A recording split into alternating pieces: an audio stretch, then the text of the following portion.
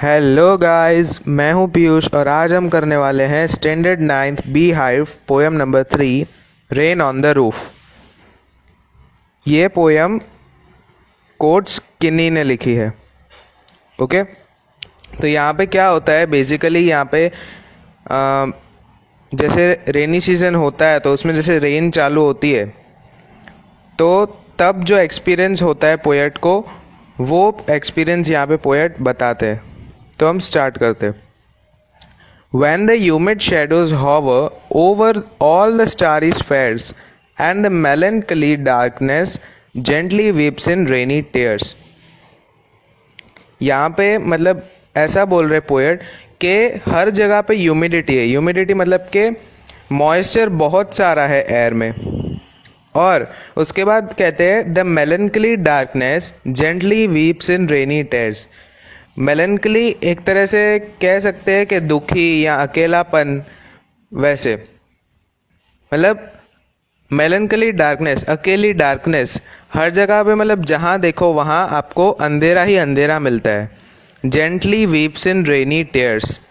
Gently weeps इन रेनी tears मतलब कि यहाँ पे उन्होंने बारिश को बताया कि बारिश कैसे आ रही है। बारिश की बूंदों को उन्होंने ऐसा कहा है जैसे कि अंधेरा बहुत धीरे धीरे रो रहा हो।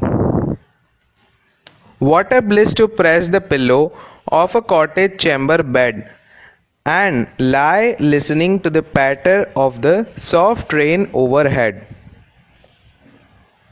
अब यहाँ पे what a bliss, bliss मतलब कि पोएट को खुशी हो रही है।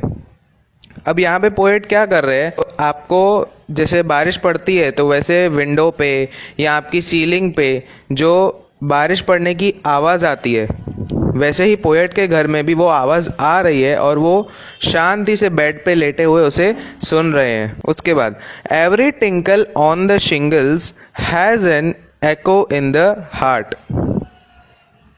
यहाँ पे शिंगल्स मतलब के छोटे छोटे पत्थर होते हैं वो। Every tinkle on the shingles has an echo in the heart and 1000 dreamy fancies into busy being start. अब ऐसे माहौल में क्या होता है, जो पोएट है वो ऐसे ही प्लेजर वाले माहौल में उन्हें पुरानी यादें जो होती है वो उनकी वापस आ जाती है। And 1000 recollections weave their air threads into woof. और ऐसी ही हजारों यादें उनके दिमाग में आती है और वो एक दूसरे में मिक्स हो जाती है। मतलब एक के बाद एक उन्हें पुरानी चीजें याद आने लगती है। As I listen to the patter of the rain upon the roof। और ये सब कब होता है उनके साथ, जब वो उनके घर के रूफ पे जो बरसात पड़ रही है उसकी टिप टिप आवाज़ जब वो सुनते हैं तब उनके साथ ऐसा होता है।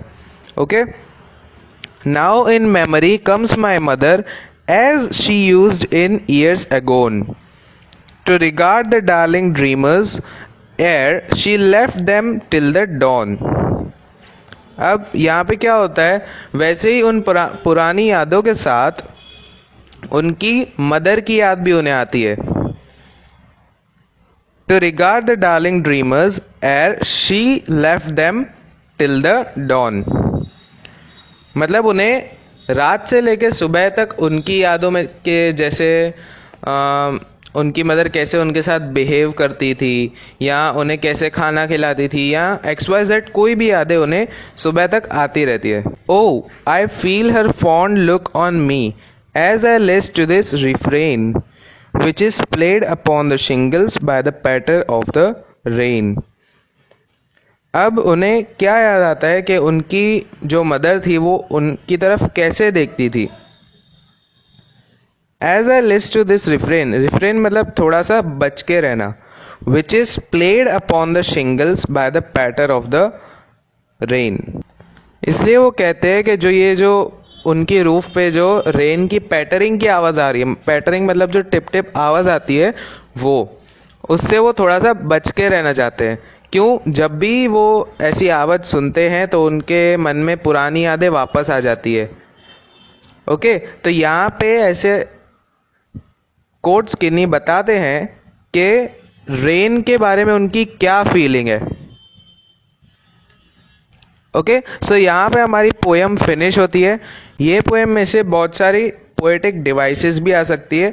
पोएटिक डिवाइसेस मतलब फिगर ऑफ स्पीच भी आ सकती है।